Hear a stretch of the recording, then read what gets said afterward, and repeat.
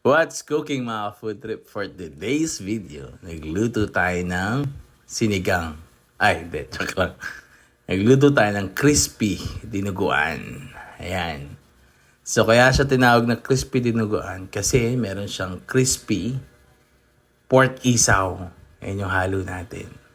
So, syempre may laman yan. Tapos niluto na natin.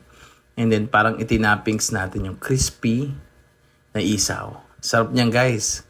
So itong recipe na to nakuha natin sa tatay ko to. Kasi mahilig yun magluto ng kung ano-ano kapag ka weekend. So nung kalakasan pa niya, mahilig yun mag-inom. So ito yung mga kasama sa mga pulutan niya. Sarap niyan. Ayan o. Siyempre, titikman natin. Ayan o, may sabit-sabit pa.